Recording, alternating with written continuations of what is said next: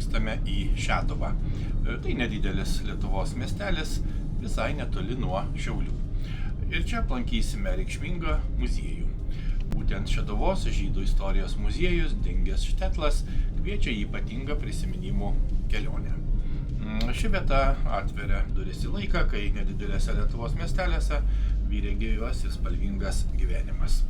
Čia, pasitelkiant įvairias istorijas, autentiškus pasakojimus, technologijas ir atkurtas erdves, atgyja praeitis, pasakojant apie žmonės, jų kasdienybę, tradicijas, džiaugsmus ir įvairius išbandymus. Mažas Lietuvos miestelis gali slėpti didelės istorijas apie bendruomenę, kultūrą ir gyvenimus, kurie kūrė mūsų šalies veidą. Manome, kad ši kelionė leis ne tik pažinti praeitį, bet ir pajusti tam tikrą ryšį su žmonėmis, kurie čia gyveno, dirbo, šventė ir kūrė.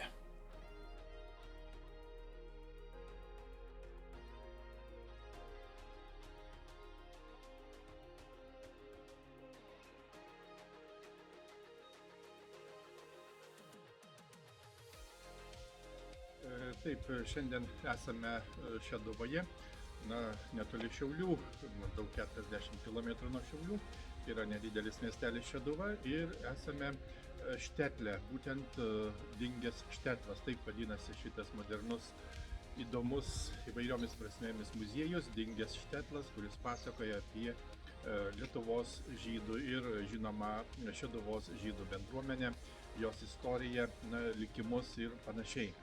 Muziejus savo veiklą pradėjo 2018 metais.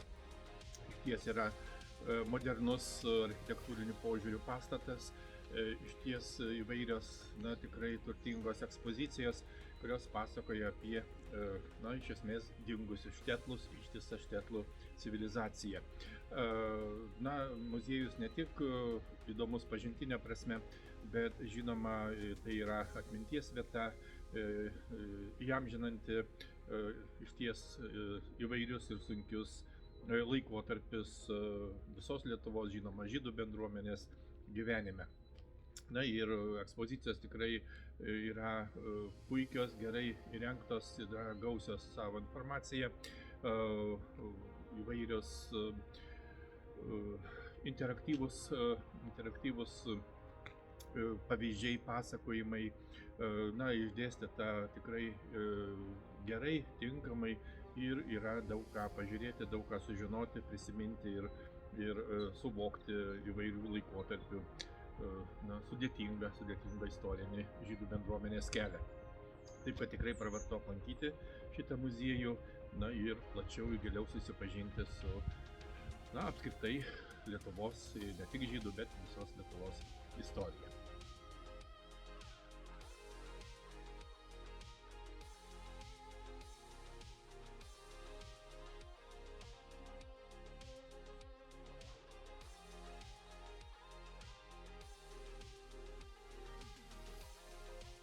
Muziejaus parodose, pasitelkiant fotografijas, miestų žemėlapius, rašytinius įrašus ir vaizdo įrašų liudijimus, kuriuose Šeduvos žydų palikuonys dalijasi savo šeimų gyvenimo istorijomis, atkuriamas Štetlo pasaulis.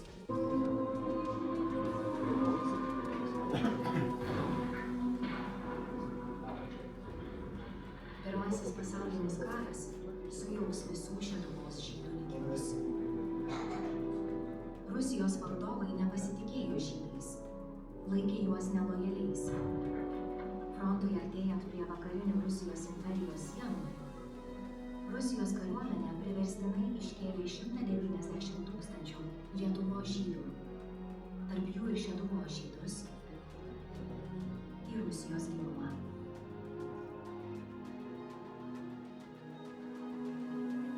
Ketverius metus trunkantis karas sukūrė naujas politinės Europos realijas. 1918 vasarį Lietuva paskelbė nepriklausomybę ir Šeduva tapo Lietuvos Respublikos miestu.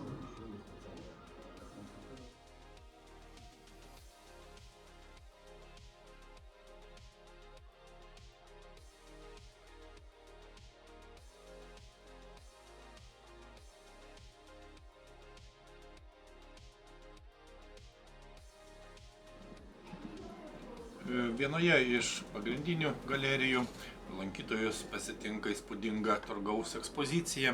Tai erdvė, kurioje atkuriama gyva tarpukario Štetlo kasdienybė. Ši ekspozicija išties nukelia į laiką, kai turgaus aikštė buvo miestelio širdis.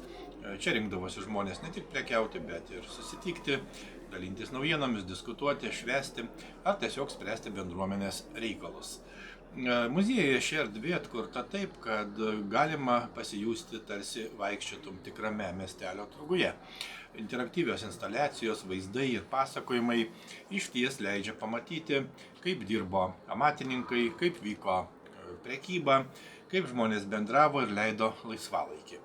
Čia tiesiog atgyja siuvėjai, batsiuviai, smulkus prekybininkai ir kiti Štetlo gyventojai, kurie savo darbu kūrė miestelio ekonomiką ir kasdienį gyvenimą.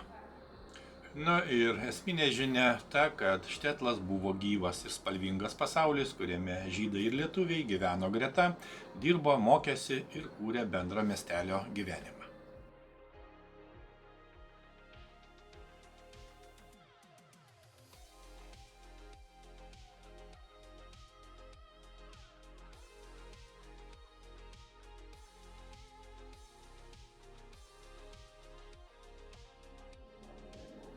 Na, taip pat svarbi ir tikrai jautri erdvė yra sinagogos ekspozicija. Ji taip pat leidžia pažinti žydų religinį gyvenimą ir suprasti, kokią svarbią vietą sinagoga užėmė Štetlo bendruomenėje. Na, sinagoga žydų miestelėje buvo ženkliai daugiau negu tik maldos namai. Tai buvo bendruomenės dvasinis ir kultūrinis centras, kuriame žmonės rinkdavosi ne tik melstis, bet ir mokytis, diskutuoti apie religiją, spręsti bendruomenės įvairius klausimus ir, žinoma, perduoti tradicijas jaunajai kartai. Ekspozicijoje atkuriama sinagogos atmosfera, galima pamatyti, kaip atrodė maldos erdvė, susipažinti su religinių apeigų simbolika ir sužinoti apie svarbiausius judaizmo ritualus. Čia taip pat pasakojama apie Toros skaitymą, šabo šventimą, religinių švenčių ciklą ir rabino vaidmenį bendruomenėje. Žinoma, sinagogos ekspozicija primena, kad Štetlas buvo ne tik prekybos ar amatų vieta, bet ir gyva dvasinė bendruomenė, kurioje tikėjimas, tradicijos ir, žinoma, bendrystė buvo itin svarbi kasdienio gyvenimo dalis.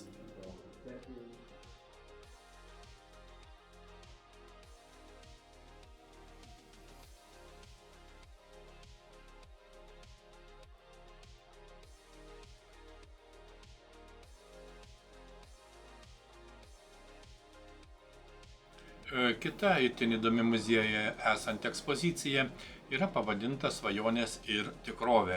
Ekspozicija pasakoja apie žmonių troškimus, pasirinkimus ir gyvenimo kelią 20-ojo amžiaus pradžios Štetle. Ši ekspozicija kviečia pažvelgti būtent į jaunų žmonių gyvenimus, jų svajonės apie ateitį, išsilavinimą, profesiją ir galimybės išvykti į platesnį pasaulį. Tuo metu daugelis žydų jaunuolių gyveno tarp dviejų pasaulių, būtent tradicinio Štetlo gyvenimo ir modernėjančios visuomenės, kuri siūlė naujas galimybės bei, žinoma, įvairius iššūkius. Galima susipažinti su realiomis žmonių istorijomis, jaunuoliais, kurie svajojo tapti gydytojais, mokytojais, verslininkais ar menininkais. Kai kurie jų siekė išsilavinimo didesniuose miestuose, kiti planavo emigruoti į Ameriką ar kitas šalis.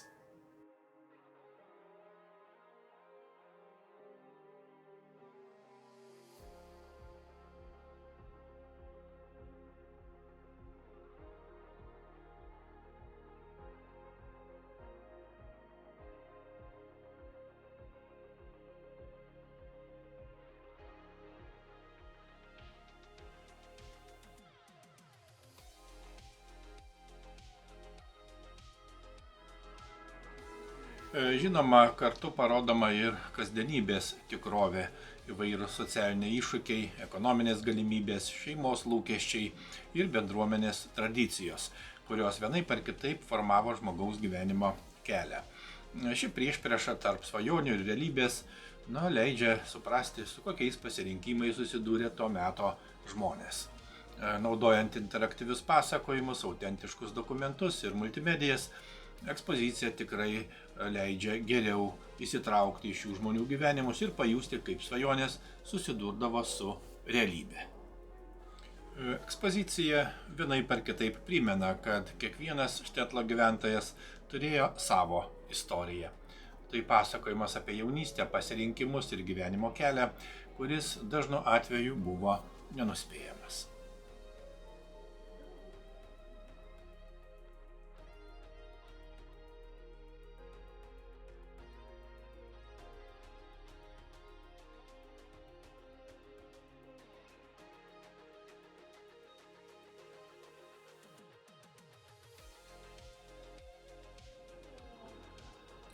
Apžiūrime sovietinės okupacijos ekspoziciją.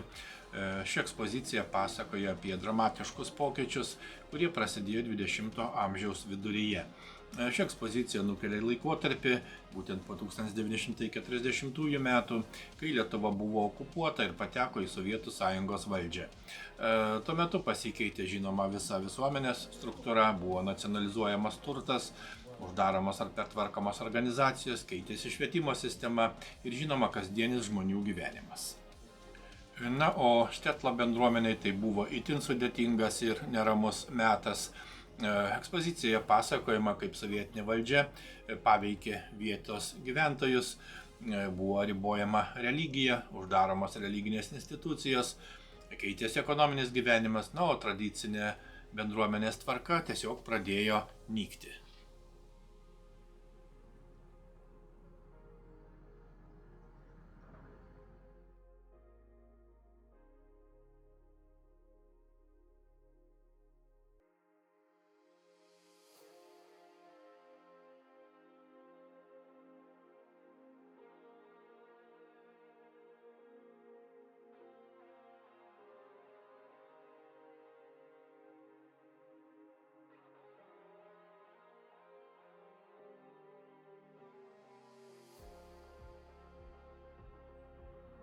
Na ir muziejuje viena iš jautriausių ir svarbiausių erdvių yra Holokausto ekspozicija, pasakojanti apie tragišką žydų bendruomenės likimą Antrojo pasaulinio karo metais.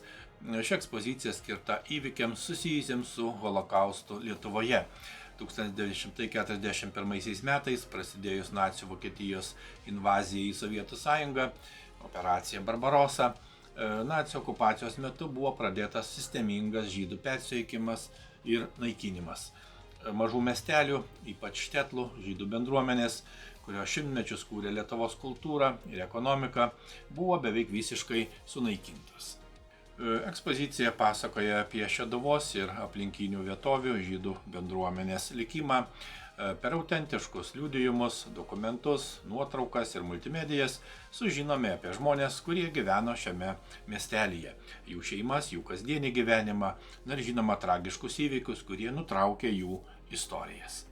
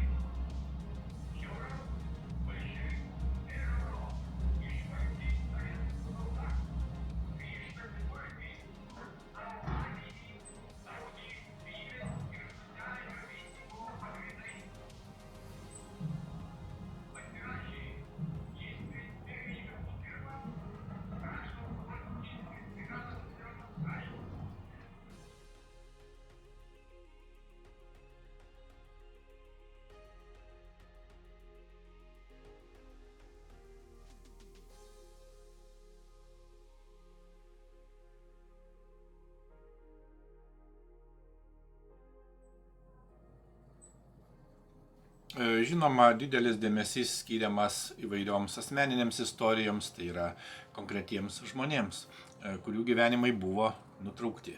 Tai leidžia suvokti holokaustą ne tik kaip istorinį faktą, bet ir kaip daugybę individualių likimų. Ekspozicija taip pat skatina susimastyti apie atsakomybę, moralinius pasirinkimus ir žmogaus vertybės ekstremaliomis aplinkybėmis. Ji tiesiog primena, kokios skaudžios gali būti neapykantos ir diskriminacijos pasekmės.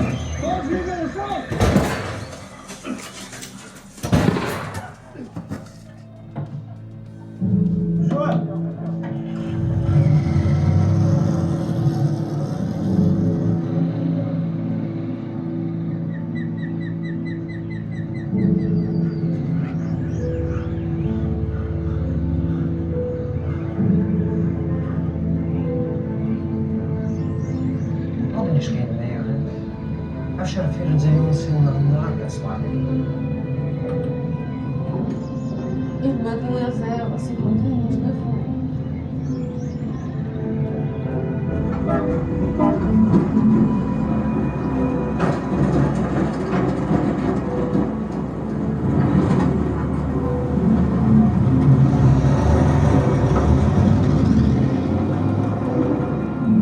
Liūdnas labai vaizdas buvo, sunku išpasakyti. Tai gerai prisimenu šitą visą jau. Dviračius atvažiavom, įstriga mum į galvą iki amžiaus pabaigos.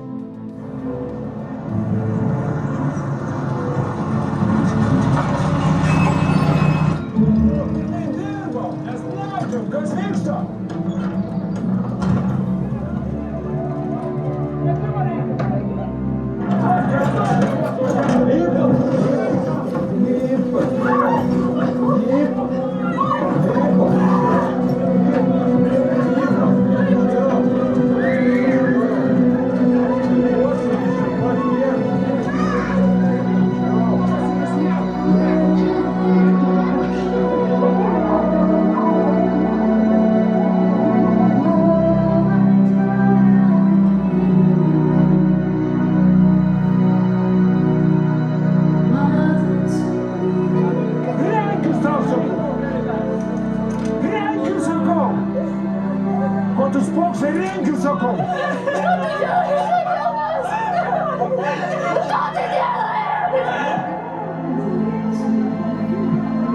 Aí lo pridodo società.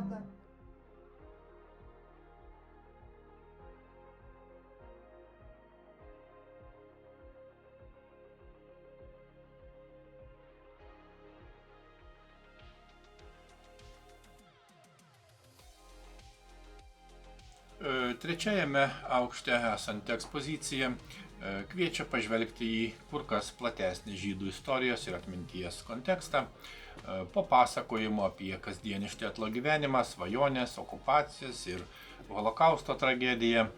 Ši erdvė skirta apmąstymui ir istorijos tęstinumui. Trečiajame aukšte esanti ekspozicija pasakoja apie tai, kas nutiko po sunaikinto štetlo, kaip išnyko šimtmečius gyvavusios bendruomenės, kaip jų atminimas buvo saugomas ir kaip šiandien bandoma atkurti bei suprasti prarastą pasaulį.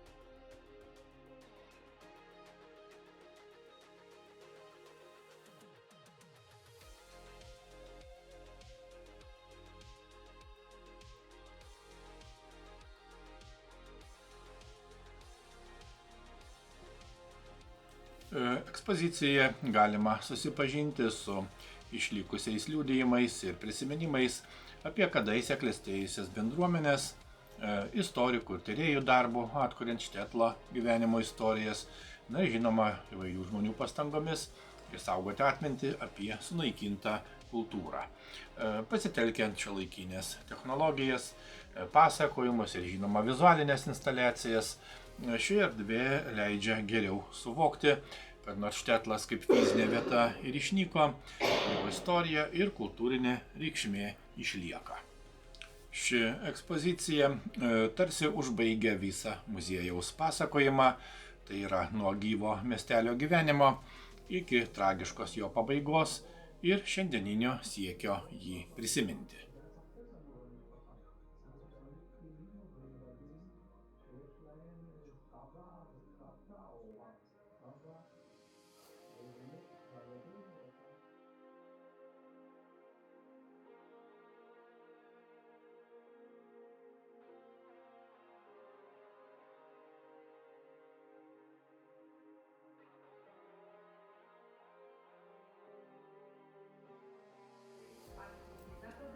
Reikia pasakyti, kad muziejų įsteigė Šeduvos žydų memorialinis fondas, o finansavimas daugiausia iš privačių lėšų.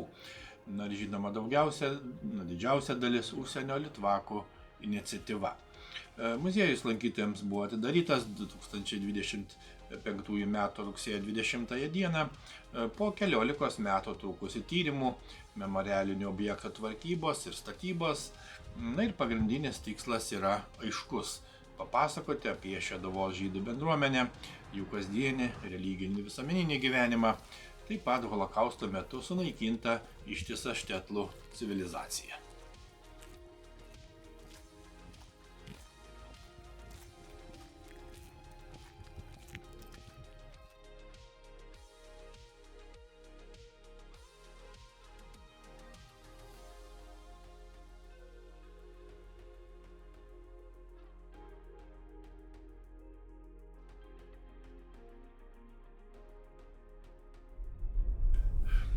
Galima drąsiai sakyti, kad apsilankymas čia tai ne tik paprasta kelionė po muziejų, bet ir susitikimas su svarbia Lietuvos istorijos dalimi.